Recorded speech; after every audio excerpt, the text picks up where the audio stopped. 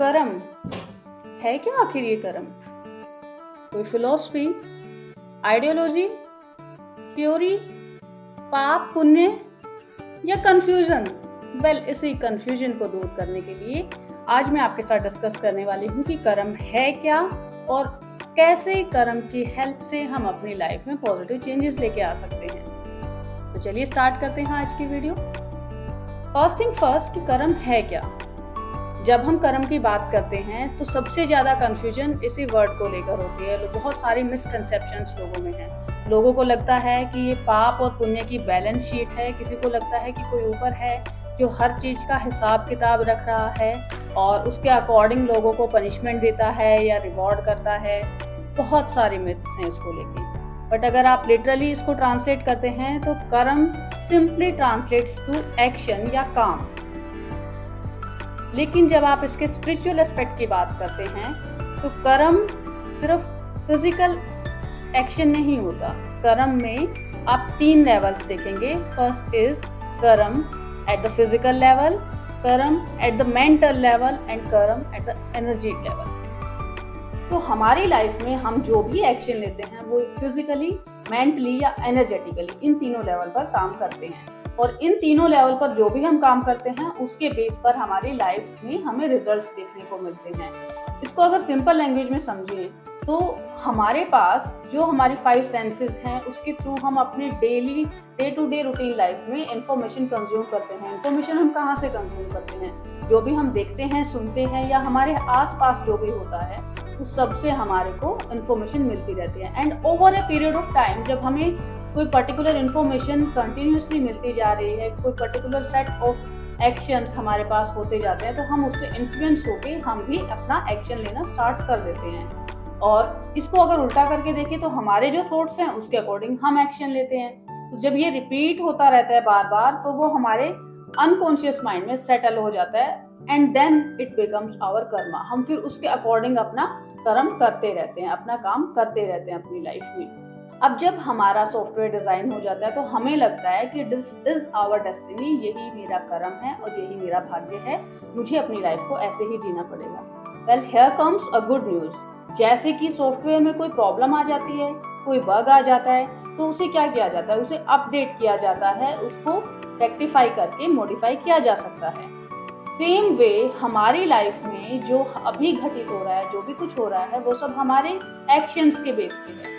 तो हमारे एक्शन के बेस पे है तो हम उस सब को चेंज कर सकते हैं अपने एक्शन को चेंज करके। Here you get the power to change your life according to your wish. जैसा आप चाहते हैं वैसे आप अपनी लाइफ को चेंज कर सकते हैं। अज्यूम कीजिए कि आपके पास एक कार है और उस कार को ड्राइव करने के लिए आपने एक ड्राइवर रखा है। अब वो जो ड्राइवर है क्या अपनी मर्जी से आपको कहीं भी लेके चला जाता है या आप उसको इंस्ट्रक्शन देते हैं? राइट, आप उसको इंस्ट्रक्शंस देते हैं कि आपको कहाँ जाना है, उसके अकॉर्डिंग वो आपको लेके जाता है। सेम वे हमारी लाइफ जो है वो हमारी कार है और हमारे कर्म जो हैं वो हमारा ड्राइवर है। लेकिन ये जो कर्म है ये अपनी मर्जी से कुछ भी नहीं करते हैं, वो हमारे इंस्ट्रक्शंस के अकॉर्डिंग होते हैं। तो ये पावर आपके पास यहाँ ये आती है कि आपकी लाइफ आपके कंट्रोल में है। कोई ऊपर बैठ कर ये डिसाइड नहीं कर रहा है कि आपकी लाइफ में क्या होने वाला है।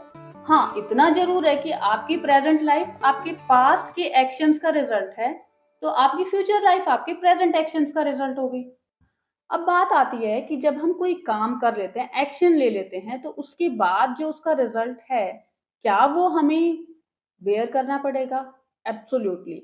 जैसे आपके पास अगर एक ब्लैंक सीडी है, उस पे जब आप कुछ गाना रिकॉर्ड कर रहे हैं तो आपके पास चॉइस है कि आप कौन से गाने रिकॉर्ड करें। बट एक बार जब आपने गाने रिकॉर्ड कर लिए तो आप उस सीडी को आप दुनिया के किसी भी कोने में ले जाकर प्ले करें, आपको वही गाने सुनने को मिलेंगे। तो वैसे ही हमारी लाइफ में जब हम कोई एक्शन लेते हैं, कोई कर्म करते हैं, तो वो कर्म करना हमारे हाथ में है, कंट्रोल में है। लेकिन एक बार जब हमने वो गाना रिकॉर्ड कर दिया, वो कर्म कर दिया, उसके बाद हमें वो म्यूजिक सुनना ही पड़ेगा, इर्रिस्पेक्टिव कि हम दुनिया में कहाँ चले जाते हैं, हम इस जन्म में हैं या अगले जन्म में हैं, पर हमें वो म्यूजिक सुनना पड़ेगा। एक स्टोरी सुनाती हूँ। 2 दोस्त थे। वो दोनों दोस्त घर से निकलते हैं ब्रोथल में जाने के लिए। जब वो ऐसा सोचते हैं तो रास्ते में उन्हें एक मंदिर मिलता है जहाँ पर भगवान की कथा हो रही थी। तो दोनों दोस्तों में से एक दोस्त वहीं रुक जाता है और वो डिसाइड करता है कि मैं कथा में बैठूंगा। दूसरा चला जाता है। तो जो दोस्त कथा में बैठा था वो बैठा तो मंदिर में था, लेकिन पूरा समय वो वही सोचता रहा कि उसका जो दूसरा फ्रेंड है वो क्या कर रहा होगा। अब इस स्टोरी से हमें क्या सीखने को मिलता है कि जो आदमी मंदिर में बैठकर कथा सुन रहा था, अगर वो क्लेम करे कि मुझे आत्मिक शांति मिलनी चाहिए क्योंकि मैं मंदिर में बैठकर कथा सुन रहा था, तो वो पॉसिबल नहीं है, क्योंकि उसका जो एक्चुअल एक्शन था वो क्या था कि वो मेंटली कहीं और प्रेजेंट था। तो उसको सिर्फ फिजिकली मंदिर में बैठने के बेस पे रिजल्ट नहीं मिलेगा, उसको जो रिजल्ट मिलेगा वो उसके एक्चुअल कर्म के बेस पे मिलेगा, और उसका एक्चुअल कर्म था कि वो मेंटली कहीं और प्रेजेंट था।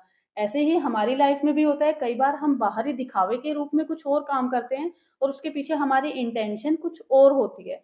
तो हमें जो रिजल्ट मिलेगा वो हमारी इंटेंशन के बेस पे मिलेगा, जो हम दिखाने के लिए कर रहे हैं उसके बेस पे नहीं मिलेगा। ये स्टोरी है एक ऐसे इंसान की जो दुनियादारी से परेशान होके वन में जाता है और तपस्या शुरू कर देता है। वहां पर तपस्या करते करते भूख तो लगेगी, तो जब भी उसको भूख लगती है वो गांव में वापस जाता है और वहां से खाना खा के वापस आके अपना काम स्टार्ट कर देता है।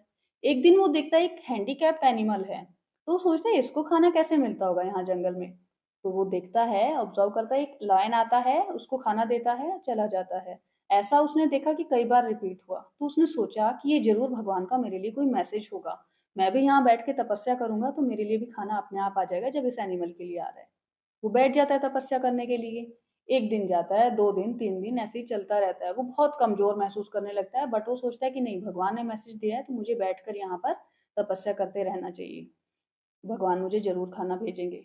1 हफ्ता गुज़र जाता है, वो बिल्कुल बुरी हालत हो जाती है उसकी। एक साधु वहाँ से गुज़रते हैं बाय चांस, वो उससे पूछते हैं, तो वो अपनी पूरी स्टोरी सुनाता है और वो कहता है, देखो भगवान ने मुझे मैसेज भेजा था और मेरी क्या हालत हो गई है। तो वो साधु कहते हैं कि भगवान ने तुम्हें मैसेज ज़रूर भेजा था, लेकिन डिसीजन तुम्हारा था। तुमने उस हैंडीकैप्ड एनिमल की जगह खुद को क्यों अज्यूम किया? तुमने अपने आप को उस लॉयन की जगह क्यों नहीं अज्यूम किया जो दूसरों की हेल्प कर रहा है? तुमने खुद को विक्टिम बनाया है। अब स्टोरी से हमें सीख ये मिलती है कि हमारी लाइफ में जो भी कर्म या एक्शन हम लेते हैं वो हमें खुद डिसाइड करना होता है, उसी के बेस पे हमारी लाइफ होती है।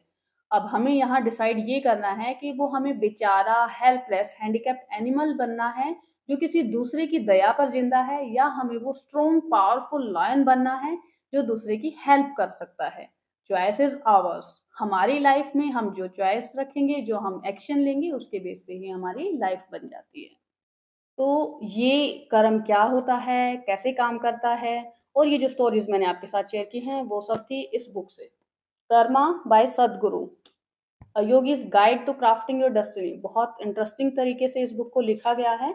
इसमें अराउंड 250 पेजेस हैं जिनको 3 पार्ट्स में डिवाइड किया गया है। फर्स्ट पार्ट डील करता है कि कर्म क्या है, कैसे काम करता है। Second part is next higher level, जिसमें बताया गया है कि अगर आप कर्म योगी बनना चाहते हैं तो वो कैसे आप बन सकते हैं। और थर्ड पार्ट में फर्स्ट और सेकंड पार्ट को रीड करने के बाद भी अगर आपको कोई डाउट रह जाता है, आपके माइंड में कुछ क्वेश्चंस होते हैं, तो उनको क्वेश्चन आंसर की हेल्प में दिया गया है। तो in my opinion this book is a complete package about Karma. इसको पढ़ने के बाद आपको सब क्लियर हो जाएगा। एंड एडिशनली इसमें सदगुरु जी ने हर चैप्टर के साथ एक साधना दी है। साधना वो बताते हैं एक टूल है जिसको आप अपनी लाइफ में प्रैक्टिकली इम्प्लीमेंट करके एक्सपेरिमेंट कर सकते हैं। सो आई हाईली रिकमेंड आप सबको ये बुक जरूर रीड करनी चाहिए। रीड करके आपको भी मजा आएगा। इसमें स्टोरीज भी बहुत इंटरेस्टिंग है जो पर्सनली मुझे बहुत पसंद हैं। अगर अभी तक आपने इस चैनल को सब्सक्राइब नहीं किया है then do consider subscribing to this channel. इस तरह की वीडियोस मैं लाती रहती हूँ इस पर। Thanks for watching. Good luck, enjoy your life, bye bye.